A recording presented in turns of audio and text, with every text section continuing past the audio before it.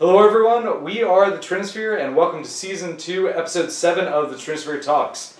I'm Adam the Johnny, joined by my co-hosts Shannon the Timmy. What's up? And Ryan the Spike. Hola, mi amigos.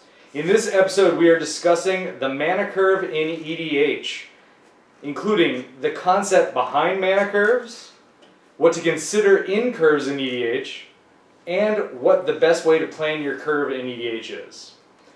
As always, we are brought to you in part by tappedout.net, the best online deck builder available.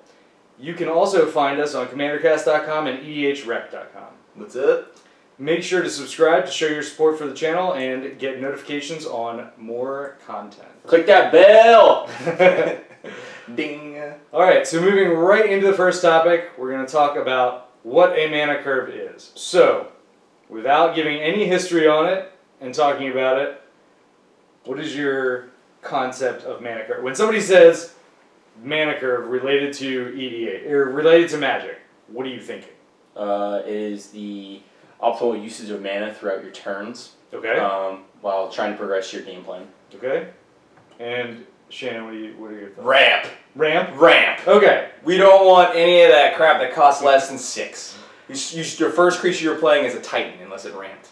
So, oddly enough, whenever people talk about mana curve, they talk about mana, and they talk about playing things on appropriate turns, or ahead of appropriate turns. Oh yeah, EDH baby. And the word curve is never brought up.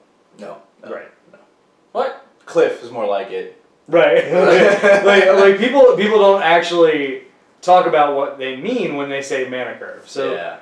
let's go through what it means, and this has some statistics in it, and I am going to gloss completely over them. Perfect. Because thank you. Most people are not going to understand them. Wow! Wow! Dig! Dig!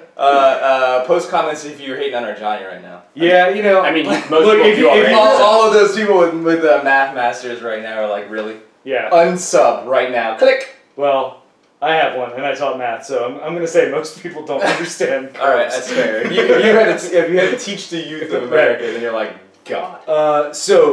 What is a mana curve? When we're talking about it, what we really mean is an optimally distributed mana costs to ensure that you have something to play at each stage in the game. Okay? Makes sense. When we're talking about distributed, we mean for each mana cost, 1, 2, 3, 4, 5. 6, They, 7, 8, 9, 10. Yeah, they go 11, yeah. 12, yeah, I was going to say, there's more. Wait, hold on. Why did we stop counting? Don't forget the 7 drops. Okay, that's true. Yeah. But through all the different possible converted mana costs that you're dealing with, you end up constructing a frequency or an amount of each one of those. Mm-hmm. Okay, people who play sealed or draft are very familiar with this because you usually pile your cards in different mana costs, so that you know that you have a certain amount of 2 drops, a certain amount of 3 drops, a certain amount of 4 drops. That frequency is your distribution. Okay, the way in which you have all of your different mana costs spread out and how many you have of each is your distribution.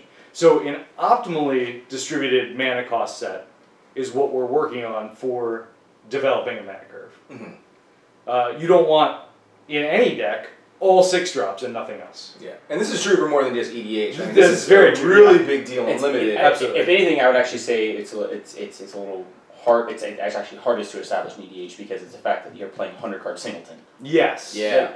Because you may have, 14 3 drops in your deck. 2 of those cards draw cards. But it's still something that needs to be considered. No, absolutely, no. It has to be across every format. So oddly enough, mana curve was not always a concept in Magic. What did they do before the mana curve? They just put cards in there.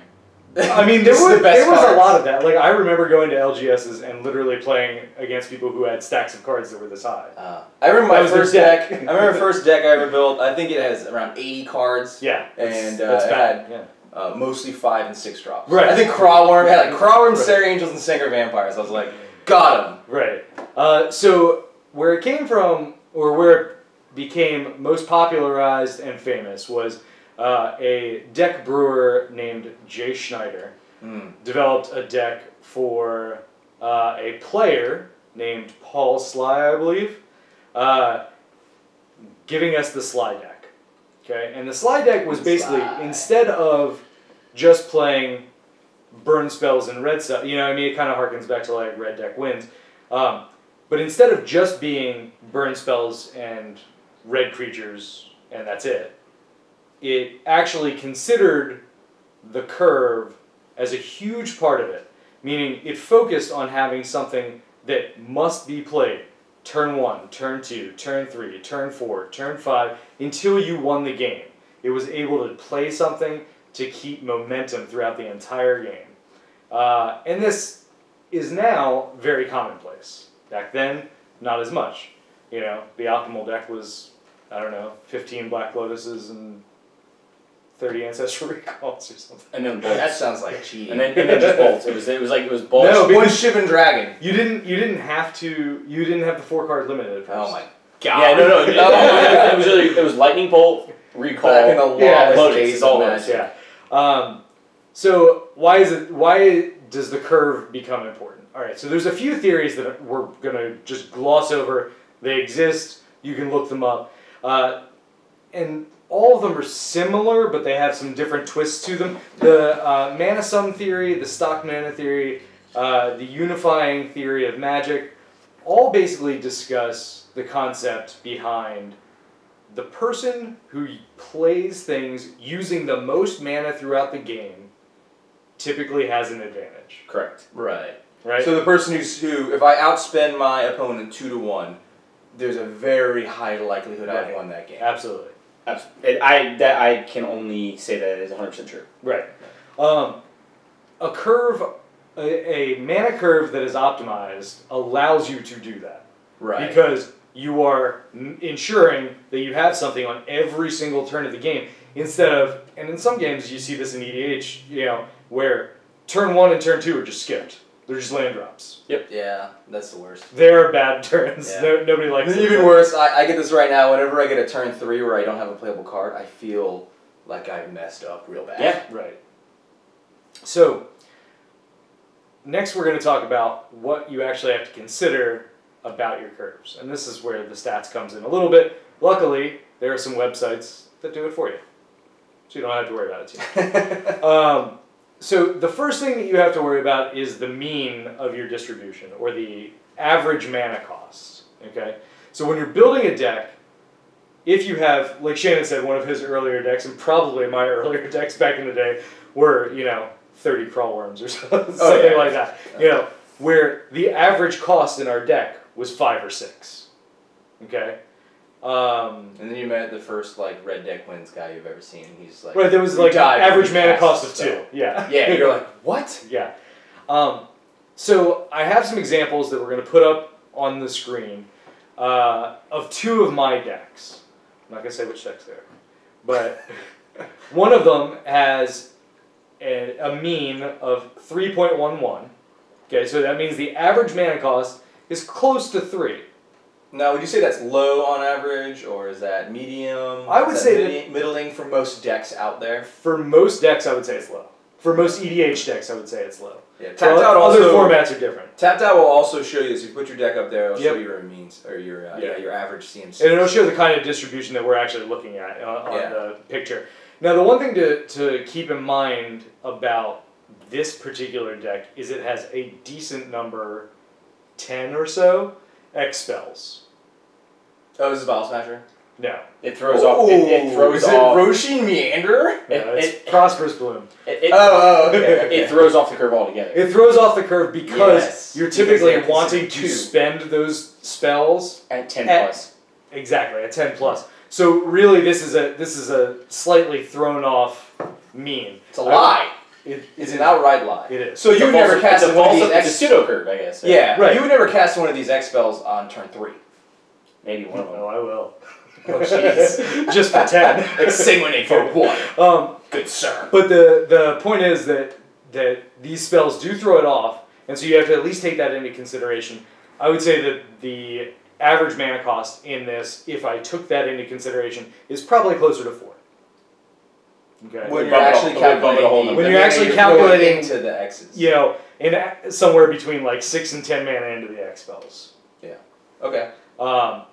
Now, we have another one, and actually, before we go into the other one, we can look at the actual curve.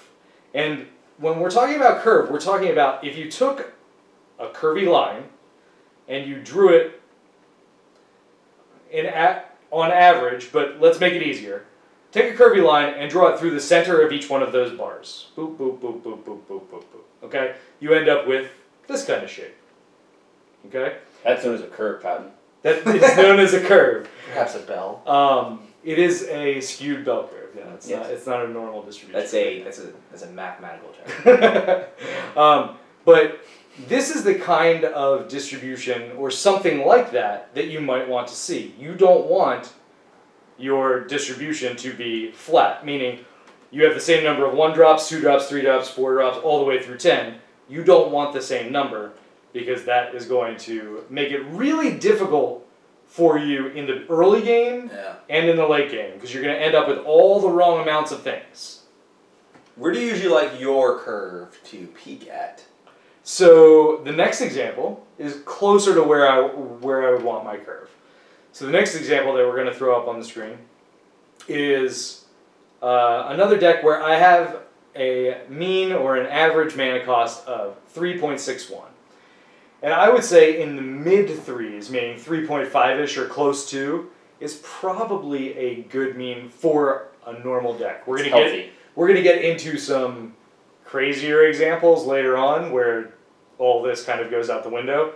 But for most decks, around 3.5 is fine. 3 is good if you have a very aggressive strategy and you think you can get away with it and you're planning on going kind of low to the ground on everything. You can go as high as 4.5 if you're really battle cruiser. But even then... Try it, Timmy's. But even then, you're going to drag down that average because you should be spending your entire lower portion of your curve on ramp. Yes. Your 1s, 2s, and 3 drops should be very full, but just full of ramp instead of creatures. Or card draw or card selection. Yeah. Yeah, exactly. Yeah. So now we're going to talk about skewness. And I should have some graphics here. We'll see how it works. But all right, so the skewness, if we looked at those two graphs that we were looking at before, the first one had, again, not using technical terms, it was kind of skewed to the left, meaning the highest point on that is going to be to the left of center. Makes sense. Yeah. Is that called a negative skew? Are you sure? Yeah. Is it called a positive skew? It has a kurtosis value. All right. What? He said. Go ahead. Go ahead. No, go ahead. You're the one with the degree. I thought we were talking about lines, guys. Kurtosis. So, the second one that we looked at is closer to a normal distribution, where you have the center being more in line with the actual peak. Okay? So, there's left skew, there's right skew, there's center. We're going to talk about later, kind of, which ones we prefer and for why we prefer them. But generally, I would say, in order to get a 3.5-ish, you're going to end up being primarily left skewed. Because EDH, you do end up playing 7 drops, 8 drops at some points, in which case, you're not going to have as many of those, so your skew is going to be very high on the left, and then taper off, unless you have a ton of 7 drops in your deck, in which case, why? Think about that. Hopefully you're cheating them into play. So if like Narset. Something I would actually like to point out real quick though is there are a lot of cards in EDH, seeing how the card pool is so vast, that your Demonic Tutor that is a 2 CMC card technically equals the CMC of every card in your deck. Yes and no, right? Because so Demonic Tutor does equal that in the long run, but in the earlier part of the game, you have to think about it as you can play it on turn 2. No, you can absolutely. Just like if you're on turn 2 or turn 3 and you're monitoring for land. The point is that I'm saying that this 2-drop technically automatically equals whatever CDC it wants to be. I know exactly what you're saying. Or equals any there card. are cards out there which may represent themselves as 2. Cyclonic Rift being the main one. Yep. That represents themselves as a 2-drop. It's not a 7-drop. It's a 7. Yeah, absolutely. And there's tons of these cards out there that Blue Sun, Capsize. Yeah, exactly. These are the kinds of cards that you probably aren't going to cast them for their actual cost. And then in the reverse is you have those delving cards like Murderous Cut and all those kinds of stuff. That are cost reducers. That you're probably not going to cast them for 6 mana. I only bring this up because I was simply looking at the graph, and I was noticing that you look at your 1, 2, 3 drops. You're talking about ramp. Right. So those other 1, 2, 3 drops that are usually utility cards. I was thinking of like a deck that would use Primordial or Sylvan Primordial, not Sylvan. I'm sorry. Sepulchral Primordial as its the top end of its curve. A 1-mana spell, Entomb, makes that card worth more than a 7-drop essentially. Right. So like your curve is kind of what's the word?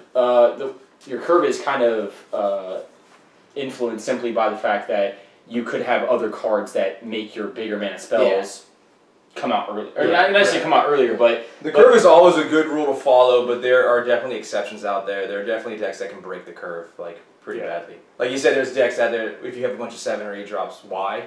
Hopefully you're playing like Jorah. Maybe like Azusa or something Sure. Jorah's like the biggest one I think of. Yeah, Jorah definitely. Yeah. Or one that had 12. Yeah, 20 drops. You were mentioning before Narset, because you can just play enormous spells with Narset and things like that. But it's always good to follow the curve when you're not using one of these cheaters. Right, absolutely. Yeah. So then you also need to consider how your data is distributed. And for this, we're basically talking about, okay, so both of the curves that we looked at were a single bell-like shape with some level of skew to them. Okay? It is possible to have curves that have multiple bell-like structures to them, where it goes up and down and up and down and up and down.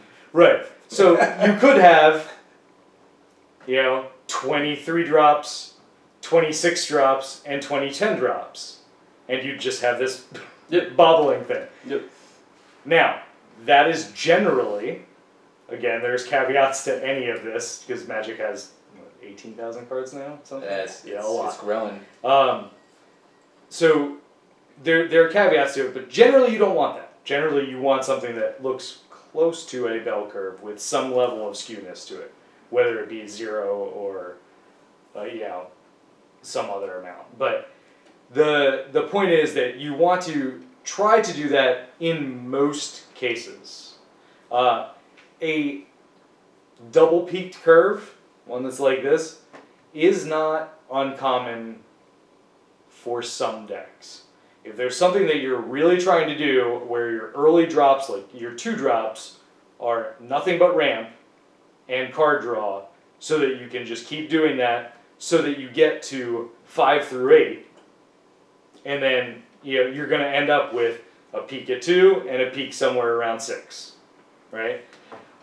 So leaving out your 3 and 4 and 5 drops.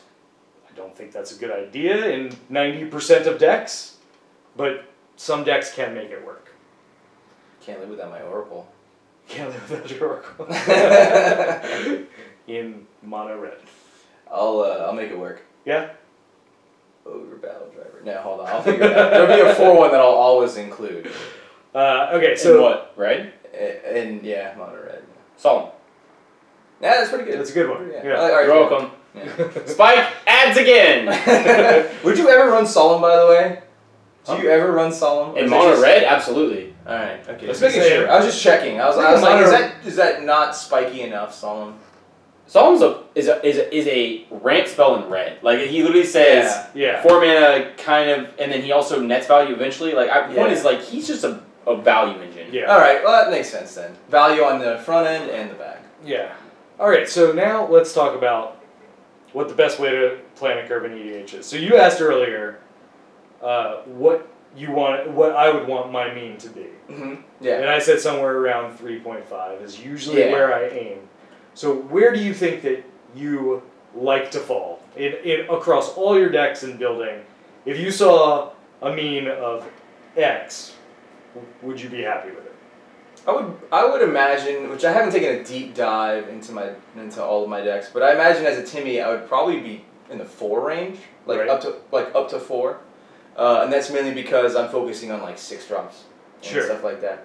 The early game is a lot of ramp, but like you said, if I run a sufficient amount of ramp, like 10 ramp spells, then that actually makes my curve kind of evened out with the number of 6 and 7 drops I have. So. But I would imagine it's either 7 or around 4. Around 4's average. Right. Okay.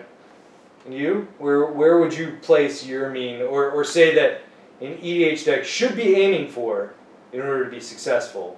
Personally, if you look at any of the decks I believe I've posted for this particular instance, 1.2. No. Honestly, it hits the low 3s. It's the low 3s every time. Yeah. The Kamina list that smash your faces. I think I was actually going to mention that. No. Guys, if you guys could call back to when he played a 1-drop Merfolk. And that it proceeded to do a bunch of work. It was. I want to say that the CMC of that deck was 3.1 or 3.2. I mean, honestly, like if you want to see something that is a mana curve in action, meaning like the definition of curving out, I'm pretty sure that deck did it. Oh, it was the Kamina deck.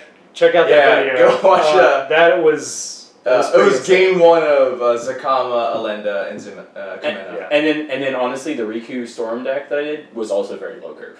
Yeah, so Storm strikes me as one that actually may go sub 3. It may go sub 3. I haven't actually looked at that list. When you're storming, it doesn't matter. You want everything to be 1 and 2 drop, 1 drop. Really, you just want to have the most spells cast for mana possible. So like 1s and 2s are huge. And then just your finishers are going to be like 5, and you don't need a whole lot of them because your chances are you're going to see like your entire deck. Right. Yeah. Right.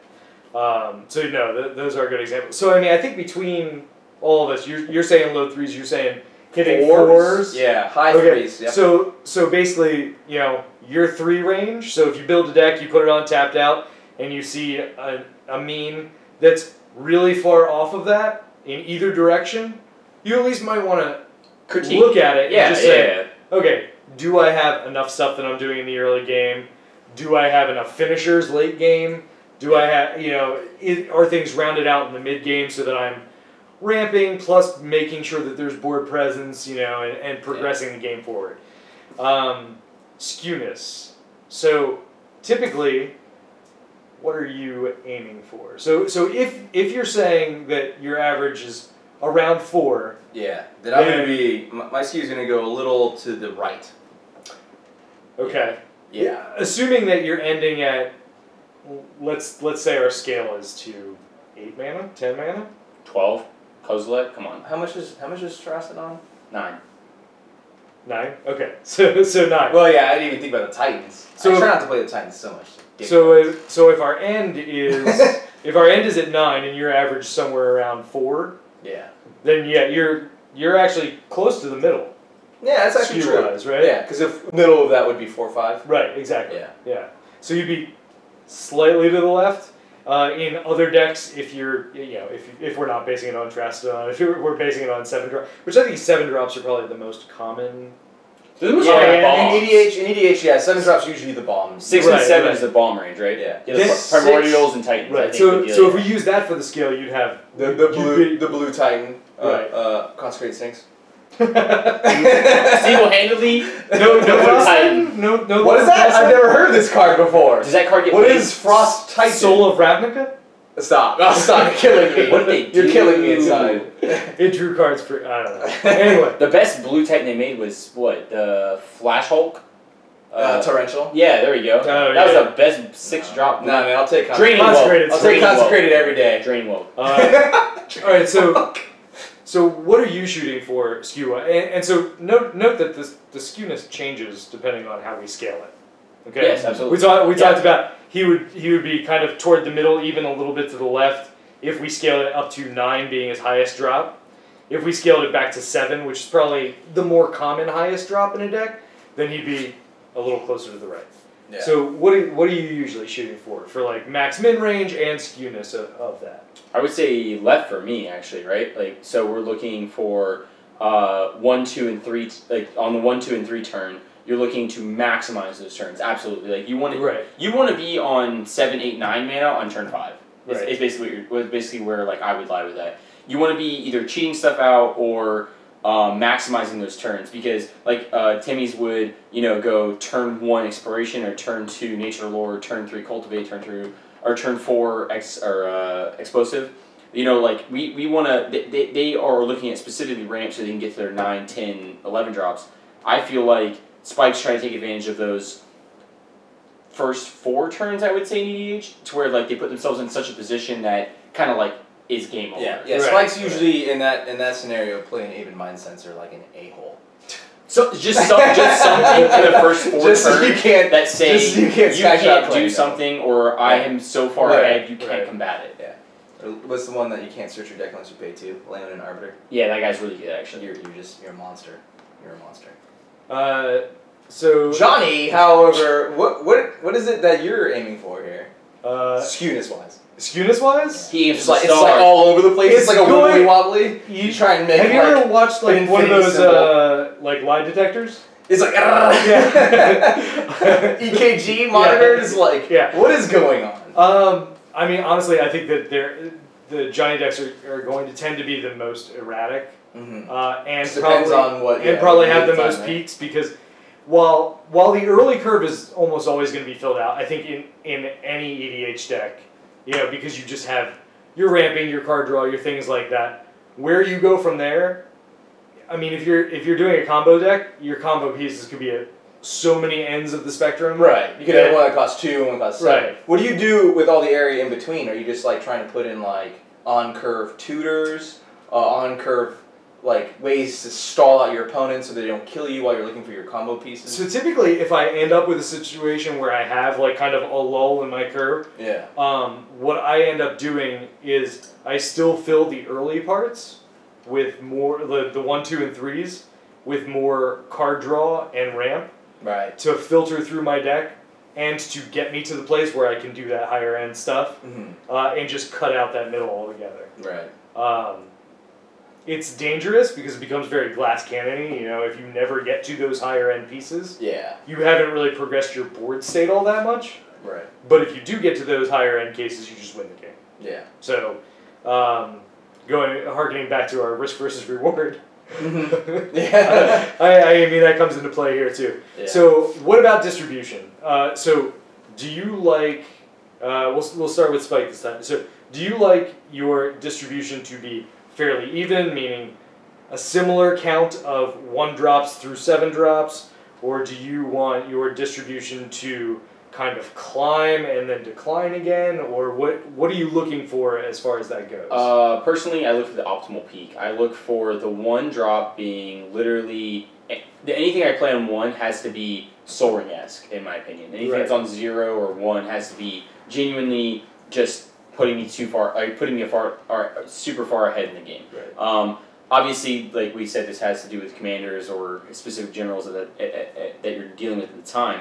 But if I'm also looking at 2 drops, I want efficient removal, but I also want efficient cards at 2 that either like draw me 2 cards in any manner, deal with a threat, or same thing goes for 3 and then 4. I honestly, I would say every card that I play has to literally be worth it. Like I'm not going to play anything.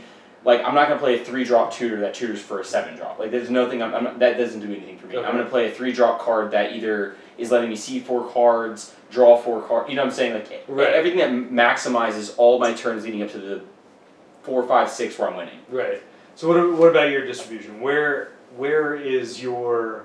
is it going to be fairly flat across the board, or is it going to be very high peaked? I think that might be one where we're going to agree mostly across the board, is that we're probably going to be pretty evenly distributed. Like, there probably won't be a whole lot of decks where you play 25 3-drops and then like one drop and 2-drop. Like, you just can't do that in EDH. Right. It won't function correctly. Unless for some reason you have a commander that like functions with a specific CMC, but there might be one. There might be one out there. Yeah, all the Kierans. No, well, you have to understand. What's that? The mono black general that does power 1 or less.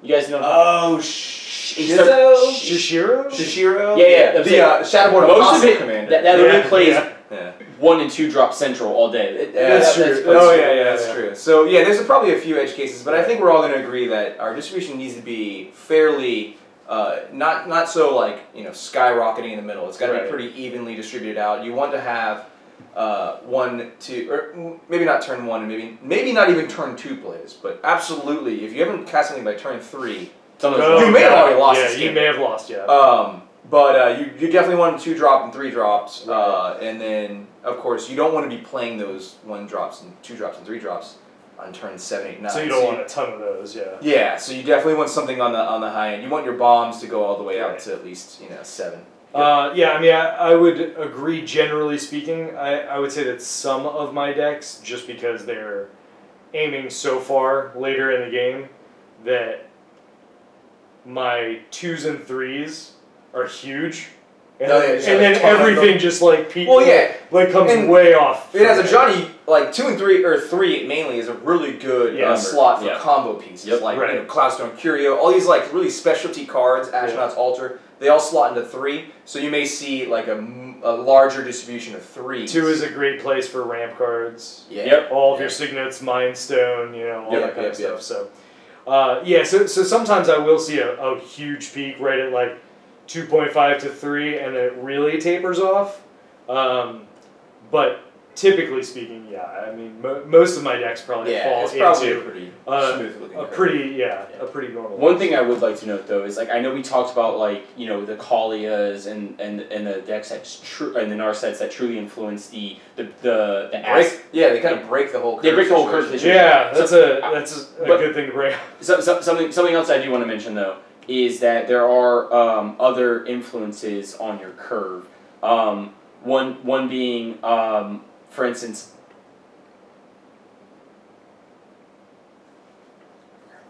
okay. I'm sorry. It's alright. It's very important now. So there are cheating strategies, meaning cheating things for mana cost. So if you're playing Breed's Conjure, if you're playing Narset, if you're playing a lot of Delve cards, they end up casting for different amounts of mana. Like you said, like the whole Expel thing, Vial Smasher is definitely one of those. Like everything looks like it costs 1, 2, and 3, but then why are you running Gilded Lotus? Because you need to hit 7, 8, 9, 10. And Mystics can fall into the same category. Something I'm sorry. So what I was going to say is that you're talking about hitting. All right, so you have a general that's heavy on the ass end. You have the Narset and you have the Kali and everything. But something I noticed is that sometimes when building a general around that is a 4-drop, regardless of what its effect may be, you can't really stack the 3-drop because if you're looking to hit if your general is around your build plan and you want to hit it on 4, your 3-drop has to be kind of light because you run into this situation where you go turn 1 nothing, turn 2 Signet, and then you go turn 3. Yeah, I was going to actually ask you guys about that earlier. When you guys have a 4-drop commander, do you focus on 2-drop ramp and kind of throw a 3-drop ramp kind of out the window? Or 3-drop something that seems mediocre. You just don't run as many 3-drop. But if your commander costs 5, all of a sudden you start running more 3-drop Exactly. Yeah, I do that same thing too. I was thinking about that. Because you just want to if something feels really good in Magic, getting your commander out of turn early. It does. That's the whole point. Chances are it may not matter that much, but there are definitely some commanders where they come out early.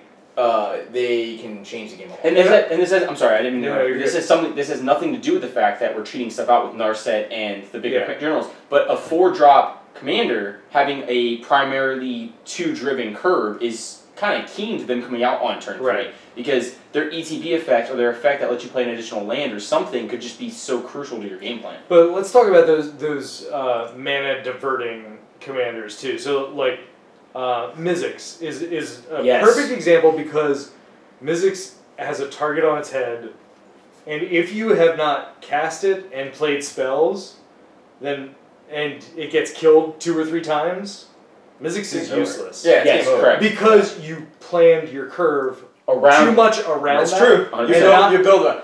That's the danger about build around commanders, but he's absolutely right. There's these build around commanders that allow you to warp your curve and cheat it, but that makes your commander a linchpin to your strategy. Yep. If they pithing needle it or something along these lines, right. nevermore it, all of a sudden your deck cannot function. That's 100% true. And so you need to be careful of that. Like, you don't want to over rationalize. Oh, well, I'm using Narset, so I don't really have to. You don't have to care about it. I don't care about it. Yeah. No, you do, because if Narset gets blown up by a board wipe every other turn, happens sometimes. And she costs 10, you may have a problem. Right, yeah. You're not playing Narset anymore. You're playing the rest of your deck. Yep. I hope that it can stand on its own. And you never draw like your 5th land. Because exactly. you just wanted to Right, you were like, oh, I ran 32 because... I just needed a Soul Ring to win, right? It's called greed. Right, absolutely. The card. It's a good card. It is a good card. Greed. So... make sure that you take that into consideration and plan your curve accordingly, regardless of whether or not you have one of those niche cases. Yeah.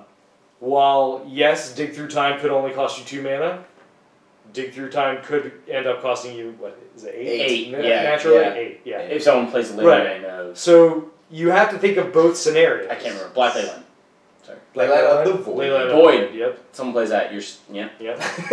The Delve Nightmare. Alright, so with that, we are going to finish up, and we are all done for this week. Make sure that you subscribe to us on YouTube Please for notification on more content, and follow us on Facebook and Twitter. Until next time, have a good one. Enjoy the EDH. Peace.